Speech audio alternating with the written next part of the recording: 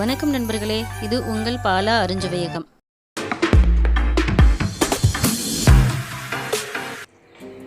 இன்றைக்கி நம்ம பாலா அருஞ்சுவையகத்தில் வெண்டைக்காய் புளிக்குழம்பு வந்துட்டு எப்படி செய்கிறதுன்னு பார்க்கலாம். புளிக்குழம்புனாவே எல்லாருக்குமே ரொம்ப பிடிக்கும். அது காரசாரமாக நல்லா நம்ம செய்கிறப்ப ரொம்பவே இருக்கும். சாப்பாட்டுக்கு ரொம்ப சுவையாக இருக்கும். ஸோ நம்ம அதுக்கு தேவையான பொருட்கள், நான் ஒரு 1/4 கிலோ வெண்டைக்காய் எடுத்து நீளவாக்கில் கொஞ்சம் பெரிய சைஸில் கட் பண்ணி வச்சுருக்கேன். ஒரு பெரிய சைஸ் தக்காளி கட் பண்ணி வச்சுருக்கேன். ஒரு 12 பல் ஒரு கட்டி பூண்டு எடுத்து அப்படியே உரித்து வச்சுருக்கிறேன். 50 கிராம் அளவுக்கு சின்ன வெங்காயம் தோல் உரித்து வச்சுருக்கேன். 4 பச்சை மிளகாய் கீரி எடுத்து வச்சுருக்கேன். இது பார்த்தீங்கன்னா புளிக்குழம்புக்கு போகிற மிளகாய்த்தூள், வீட்டில் இருந்த மிளகாய்த்தூள், அது ஒரு 1.5 ஸ்பூன் அளவுக்கு எடுத்து வச்சுருக்கேன். தாளிக்கிறதுக்காக கருவேப்பிலை, இது கூட நம்ம தேவையான அளவு உப்பு, அதுக்கப்புறம் தாளிக்கிறப்ப போகிறதுக்காக வெந்தயமும் சோமும் எடுக்க போகிறோம். அப்புறம் ஒரு எலுமிச்சம்பழ அளவுக்கு புளி எடுத்து நம்ம ஊற வச்சுக்க போகிறோம். நான் பார்த்தீங்கன்னா அரிசி கழுவின தண்ணீரில் எலுமிச்சம்பழ அளவு புளி எடுத்து ஊற வச்சுருக்கிறேன். இது ஊறட்டும். இந்த மீன் டைமில் நம்ம வெண்டைக்காய் புளிக்குழம்பு செஞ்சிடலாம். அதுக்கு முன்னாடி ஃபஸ்ட் டைம் நீங்கள் நம்ம சேனலை பார்க்குறதா இருந்தால் நம்ம சேனலை சப்ஸ்கிரைப் பண்ணிவிட்டு அப்படியே பக்கத்தில் இருக்கிற பெல் பட்டனையும் கிளிக் பண்ணிவிடுங்க. உங்கள் நண்பர்களுக்கும் ஷேர் பண்ணுங்கள். வாங்க வீடியோக்குள்ளே போகலாம். ஸ்டவ் ஆன் பண்ணிவிட்டு இப்போ நம்ம கடாய் வச்சுட்டு இந்த வெண்டைக்காய் போட்டு நம்ம லைட்டாக கொஞ்சம் வறுத்து எடுத்துக்கலாம்.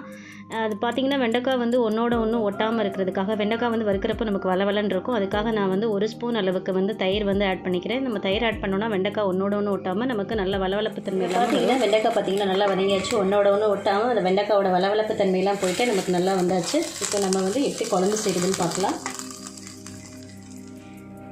ஸ்டவ் ஆன் பண்ணிவிட்டு வேறு ஒரு கடாய் வச்சுட்டு, நம்ம கடாய் காஞ்சதுக்கப்புறமா நான் ஒரு 1.5 ஸ்பூன் அளவுக்கு நல்லெண்ணெய் சேர்த்துக்கிறேன்.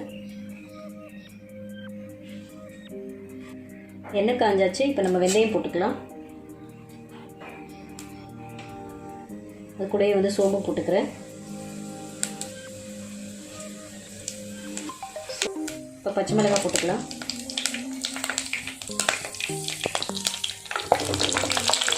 கிண்டி விட்டுட்டு வெங்காயம் போட்டுக்கலாம்.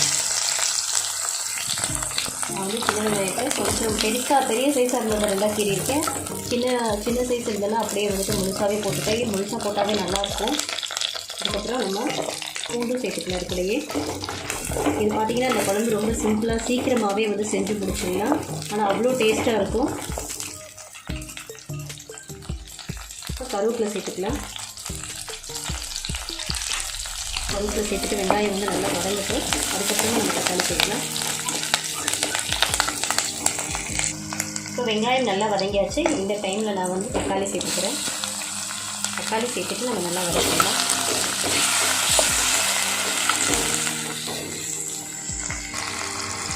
வெங்காயம் தக்காளி நல்லா வதங்கியாச்சு.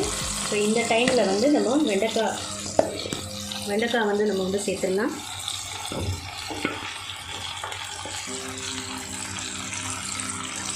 வெண்டைக்காய் சேர்த்துட்டு அதையும் நல்லா சேர்த்து கிண்டி விட்டுடலாம்.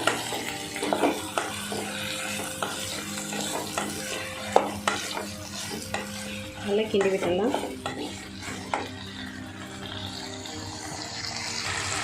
நம்ம தேவையான அளவு உப்பு சேர்த்துக்கலாம். நான் கல் உப்பு போட்டுக்கிறேன். நீங்கள் டேஸ்ட்டு பார்த்துட்டு போட்டுக்கிறோங்க. 1/4 கிலோ வெண்டைக்காய்க்கு எவ்வளோ போடணுமோ அதெல்லாம் உங்களோட டேஸ்ட்டுக்கு ஏற்ற மாதிரி கல் உப்பு போட்டுக்கிறோங்க. அதுக்கப்புறம் நம்ம எடுத்து வச்ச குழம்பு மிளகாத்தூள் புளிக்குழம்புக்கு சேர்க்குற மிளகாத்தூள் நான் ஒரு 1.5 ஸ்பூன் எடுத்து வச்சேன். அது ஆட் பண்ணிக்கிறேன். நீங்கள் காரமும் உங்களுக்கு ஏற்ற மாதிரி போட்டுக்கிறோங்க. குழம்பு மிளகாத்தூள் உங்கள்கிட்ட இல்லை அப்படின்னா ஒரு 1/2 ஸ்பூன் மஞ்சள் தூள், 1 ஸ்பூன் மிளகாய்த்தூள், வரமிளகாய்த்தூள், 1 ஸ்பூன் மல்லித்தூள், அதுக்கப்புறமா ஒரு 1/2 ஸ்பூன் ஜீரகத்தூள் சேர்த்து போட்டிங்கன்னா கரெக்டாக இருக்கும். காரம் கரெக்டாக இருக்கும். இந்த குழம்பு மிளகாத்தோட லிங்க் நான் டிஸ்கிரிப்ஷன் பாக்ஸில் கொடுக்குறேன். செக் பண்ணிக்கிறேங்க. இது ரொம்பவே நல்லாயிருக்கும். இந்த மிளகாத்தூள் நம்ம சேர்க்கறதுனால குழம்புக்கு நம்ம தேங்காய் அரைச்சி ஊற்றணும் தேவையில்லை. ஏன்னா இதுவே நல்ல திக்னஸ் இருக்கும். அதனால் நாங்கள் இப்போ தேங்காய் அரைச்சி ஊற்ற போகிறதில்ல. இப்போ நம்ம இந்த மிளகாத்தூள் சேர்த்துட்டு நல்லா கிண்டிட்டு நல்லா பச்சை வாசனை போகிற வரைக்கும் நம்ம சிம்மில் வச்சு மூடி வைக்க போகிறோம். ஒரு 5 மினிட்ஸ் மூடி வைக்க போகிறோம். 5 மினிட்ஸ் ஆயாச்சு. இப்போ நம்ம ஓப்பன் பண்ணி பார்த்தோம். பார்த்திங்கன்னா நல்லா எண்ணெய் பிரிஞ்சு வந்துடுச்சு. இந்த டைமில் நல்லா கொஞ்சம் கிளறி விட்டுட்டு நம்ம எடுத்து வச்சு புளி தண்ணி ஊற்றிடலாம். புளி கரைச்சி எடுத்துக்கிட்டு வேணுன்ற அளவு நம்ம சேர்த்துக்கலாம். புளி தண்ணி ஊற்றிட்டு நம்ம நல்லா கிண்டி குழம்பு கொதிக்கிற வரைக்கும் வெயிட் பண்ணலாம். கொஞ்சம் மீடியம் ஃப்ளேமில் வச்சு ஒரு 10 மினிட்ஸ் வச்சுருந்தா வந்து போதும். குழம்பு கொதித்து நமக்கு வந்து வெண்டைக்கான்றதுனால காய் வந்து சீக்கிரமே வந்து வெந்துடும். அதுக்கப்புறம் நம்ம குழம்பு ரெடி ஆகிடும். மூடி வச்சிடலாம். ஒரு 10 மினிட்ஸ் வந்து நம்ம வந்து மூடி வச்சிடலாம். உங்களுக்கு எவ்வளோ குழம்பு தேவையோ அந்த அளவுக்கு தண்ணி விட்டுக்கலாம். இப்போ வந்து காரம் உப்பு எந்த மாதிரி இருக்குன்னு நம்ம வந்து பார்த்துடலாம். சரியாச்சு, நமக்கு ஓப்பன் பண்ணி பார்த்துடலாம். பார்த்திங்கன்னா குழம்பு நம்ம வந்து சூப்பராக ரெடி ஆகிடுச்சு. ரொம்ப காரசாரமாக நல்ல சுவையாக நமக்கு சூப்பராக புளிக்குழம்பு வந்து ரெடி ஆகிடுச்சு. நம்ம வந்து இனி ஸ்டவ் ஆஃப் பண்ணிடலாம்.